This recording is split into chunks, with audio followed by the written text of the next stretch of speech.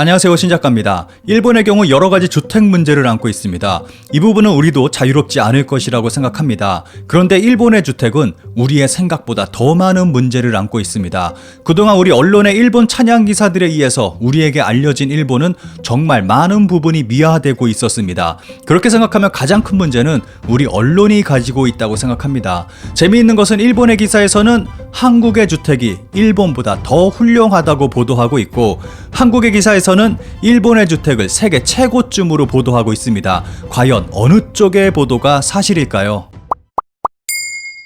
예전 한국의 TV에서는 일본의 주택을 뭔가 굉장한 발명품을 보는 것 같이 놀라워하며 소개하는 프로그램이 많이 방송됐습니다. 특히 시사방송의 경우 우리의 문제점을 지적하면서 하필 찾아가는 곳이 꼭 일본이었습니다. 그리고 일본의 주택들을 찾아가서 이것저것 살펴보면서 하나부터 10까지 찬양했습니다. 그런데 지금도 이런 류의 기사들이 심심치 않게 보여지고 있습니다. 이런 한국 언론의 보도와는 다르게 일본의 집들은 많은 문제점들을 가지고 있습니다. 우선 일본의 빈집이 늘어가는 것을 들 수 있습니다. 이 부분은 우리도 같은 문제에 직면해 있다고 생각합니다. 일본의 경우는 2033년에는 주택의 30%가 빈집이 될 것이라는 전망이 나오고 있습니다.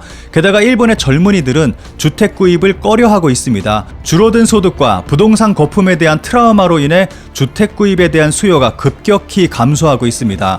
일본 국내에서 일본인들이 가장 많이 찾는 관광지에 정말 좋은 자리에 위치한 단독주택이 우리 돈 1억 정도밖에 안 되는데 빈집이 늘어가고 있다는 소리를 현지 주민에게 듣고 놀란 적이 있습니다. 그런데 더 큰 문제는 우리 언론이 그렇게 빨아대는 일본 주택 자체에 있습니다. 그 문제는 일본의 문화를 들여다보면 바로 알 수 있습니다.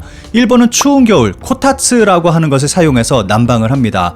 탁자 안에 발열기구를 넣고 이불을 덮고 하반신만 넣어서 몸을 덮이는 기능을 하는 기구입니다.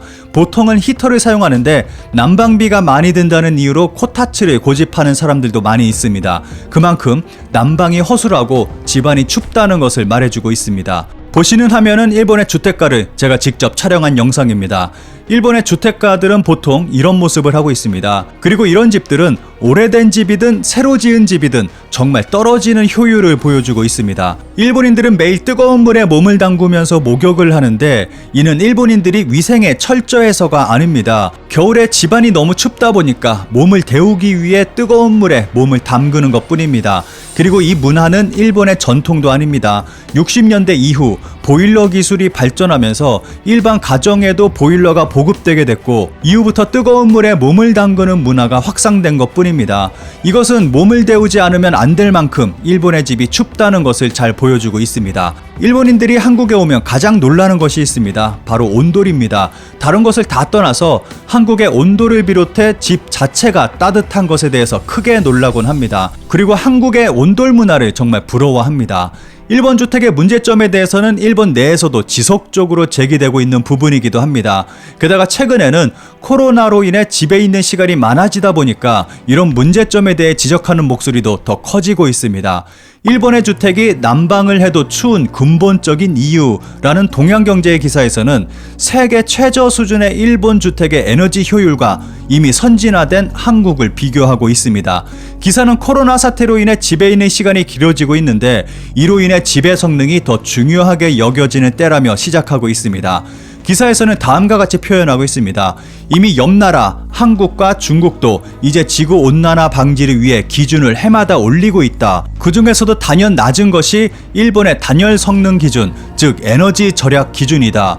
그럼 왜 일본은 그것을 방치하고 있는가? 2020년 소규모 주택에도 단열이 의무화될 예정이었지만 보류되고 말았다. 일설에 의하면 소비세 도입 등으로 경기 침체가 예상되는 가운데 기준을 강화하면 불황으로 이어져 힘들어지기 때문이라는 이야기를 들었다. 주택 성능을 올릴 수 있는 찬스였는데 그 첫 번째 단계가 연기되고 말았다.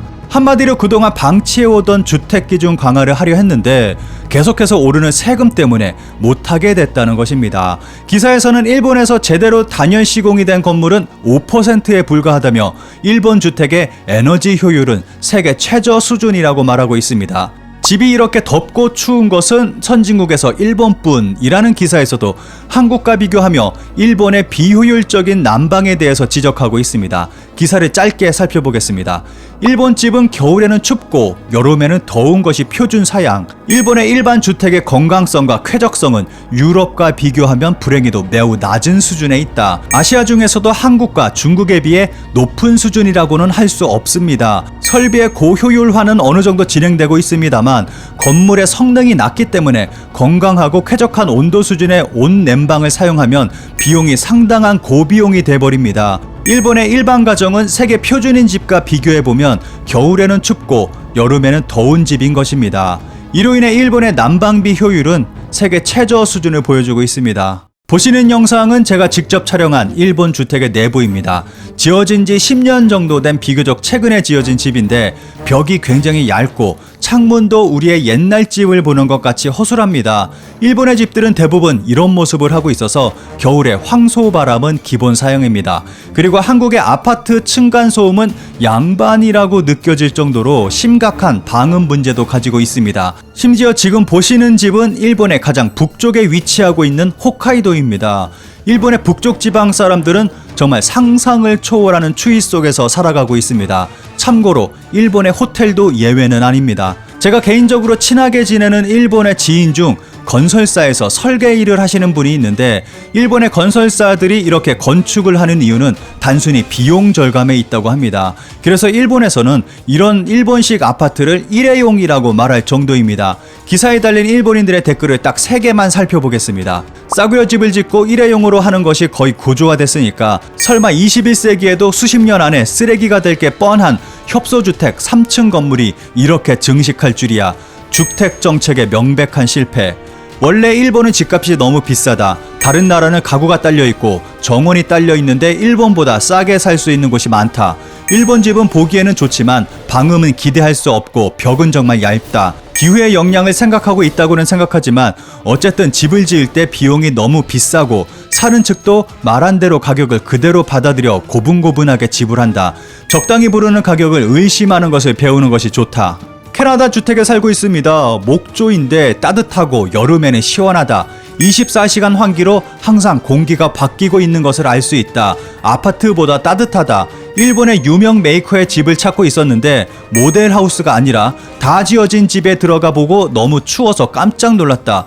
국내 최고 클래스의 단열입니다 라고 영업사원이 말했다. 과연 20년 전 기준인가? 따뜻한 집은 정말 쾌적해요. 일본의 주택이 이런 현실임에도 우리 언론은 지금도 일본의 건축을 찬양하고 있습니다. 한국에서는 일본의 주택이 훌륭하다고 찬양하고 있고 일본은 한국보다 떨어진다고 자조하고 있는데 과연 누구의 말이 진실일까요?